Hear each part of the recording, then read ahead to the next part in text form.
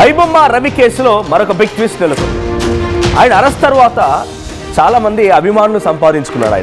ఆయనకి మద్దతు వస్తోంది. ఏకంగా కొంతమంది ఆయన పేరు మీద సినిమాలు తీస్తామంటున్నారు. కొంతమంది అడ్వకేట్లు ఆయన తరఫున వాదించి వారం రోజుల్లో బయటికి కూడా తీసుకొస్తామన్నటువంటి గట్టి నమ్మకాన్ని కూడా ఐబొమ్మ రవి విషయంలో చెప్తూ ఉన్నారు. ఆ నమ్మకం ఇస్తూ ఉన్నారు. కానీ సొంత తండ్రి మాత్రం వాడెక్కడ పోయినా నాకు అవసరం లేదు, వాడు చచ్చిపోయినా నాకు అవసరం లేదు, వెంటనే వాడిని ఉరిదీయండి, వాడిని ఉరిశిక్ష వేయండి, నేను మాత్రం అక్కడికి రాను. అయితే ఐబొమ్మ రవి విషయంలో కోర్టు కేసులు ఉంటాయి, కోర్టులో వాదించాల్సి ఉంటుంది.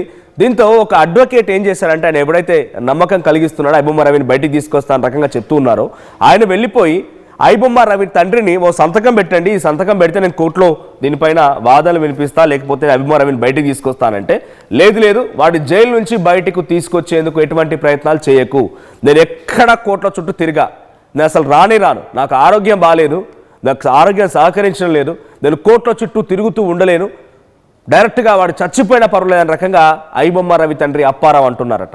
ఫ్రీగా కేసు వాదించేందుకు కూడా ఆ అడ్వకేట్ సలీం ఒప్పుకున్నా కూడా, నాకు అవసరం లేదండి, మీరు ఫ్రీగా వాదించుకోండి, ఏడనబోండి, నా దగ్గర రాకండి, నన్ను ఇబ్బంది పెట్టకండి, నన్ను ఉత్తగా పరేషాన్ చేయకండి, నా దగ్గరికి వచ్చి సంతకాలు పెట్టమంటే ఈ సంతకం పెట్టిన తర్వాత రేపు కోర్టుకు రావాలి, ఎల్లుండి స్టేషన్కి రావాలి, ఇవన్నీ తిరుగుడు నాతో కాదుగా, నన్ను ఇబ్బంది పెట్టకండి అని చెప్పి అక్కడి నుంచి వెనక్కి తిరిగి పంపించేసినట్ట సలీంని.